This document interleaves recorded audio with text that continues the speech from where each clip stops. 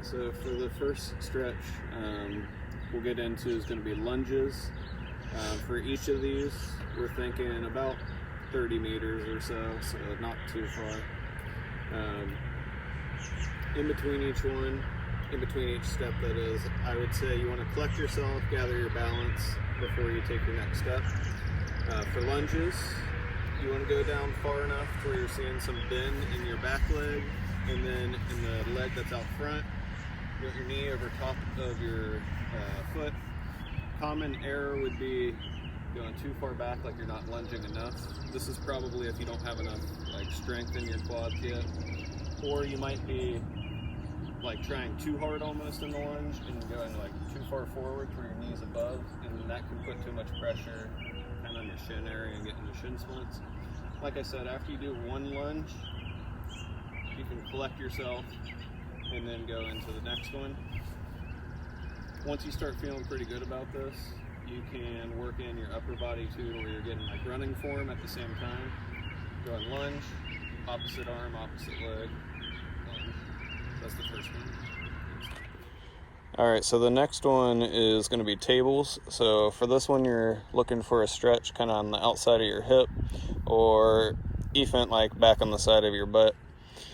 Just like the lunges, in between each one you can stop and collect yourself for balance, and same thing for about 30 meters before getting into the next one. All right, Anna, do you want to show what we're looking for? So this one's really going to test your balance as you go down, and then you can go ahead if you want and collect yourself and go into the next one.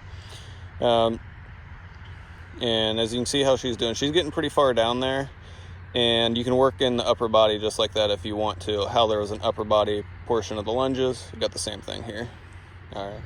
Okay, so the next one's going to be ninjas. So basically a fancy name for a calf stretch that works in some arm circles up top. For each one to get started, whatever your lead foot is, you're going to have your heel on the ground with your toes flexed up. You should start to feel a stretch in the upper calf here. As you take that step, you can work in an arm circle forward and then reach down to get a wider stretch and kind of work more of your body. Just like before, you can collect yourself, go into the next one. Toes flexed up again, over top. Something else you can do for this one is, I like to after every two, so I go right, over top, left, over top, and then what you can do is on your next set of two, right and left, just go the opposite way with your arms to get a better stretch kind of up near your shoulders.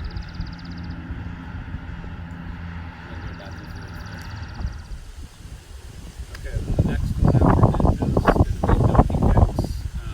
Working the hamstrings, so kind of the back of your thighs, loosen those up. If you're a distance runner, you probably have really tight hamstrings if you put a lot of slow miles in, so this is going to be a really important one. A lot of my runners know from past seasons that I actually have them go through this a couple times during a dynamic warm-up session. So for donkey kicks, I like to have the athletes bring their knee forward first before kicking back and reaching down. And just like each one, collect yourself, you're going to the next one, bring your opposite knee forward, and reach down. It's important for this one to go really slow with each step, because this puts a lot of stress on your hamstrings, and you don't really want to go super fast and hurt yourself, tear something, anything like that. Okay, next Anna's going to show us some of the upper body stretches that we would get into. So the first one's going to be arm circles. For those, we're doing probably 10 forward and 10 back. The goal is basically go slow enough to where you're in control. You don't want to be a crazy windmill or anything like that. Yeah, you don't want to go crazy like that. And then after 10, you would switch and go the other direction. After arm circles, what we're looking for would be basically the same thing except in your shoulders. So you'd be doing 10, I guess you'd say shoulder circles, forward and 10 back. So you Same idea, once you do your 10, switch directions. The big thing to keep in mind is slow and in control for these. And then finally, we're doing neck circles, so basically rolling, as Anna's doing there, one direction. And same idea, after 10 you would switch and go the other way. Really loosen out your neck muscles. Even if you weren't before, it's especially important for this one to go pretty slow. Alright, so after the upper body stretches, we would be getting into like fence stretches, typically if we're at the track, but basically where you need balance. And it's going to be mostly lower body stuff. So the first one would be leg swing. So whatever you're using for support, you'd be facing it directly, and you would have your legs swinging side to side in front of you. What I would usually tell the athletes is you don't have to have like a crazy like ballerina swing, like super far up in the air or anything like that. Same idea as all the other stretches. You want to be in control more than super fast. And I would suggest 10 with one leg and then switching and doing 10 with the other leg.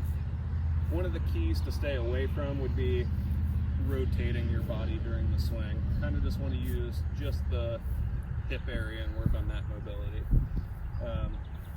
After that, I would have the athletes do the same thing, except with a bent leg. So aiming for like a 90-degree angle here, and then going back and forth.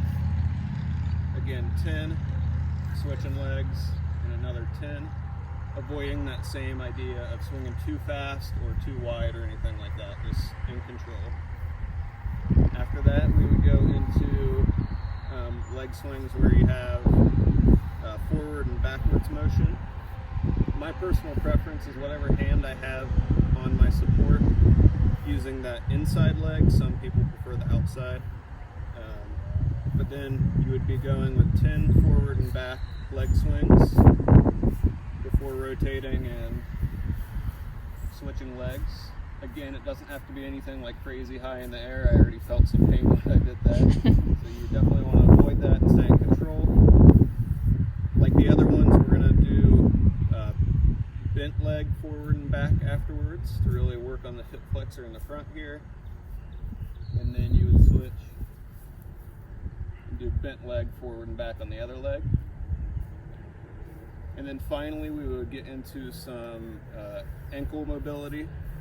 So we would be looking at ankle circles, slow and control, really getting into a full flex of the foot for 10, and then switching for 10. And you would do that on the other leg as well for 40 total circles. And then finally, up and down with the ankle, where you're flexing your toes up and then down. This is really to help prevent, as kind of like a prehab, the shin splints. You probably will feel a stretch maybe just off center of your shins with this. So I would also say 10 up and down on each leg there. And then I think that's the last one for our routine.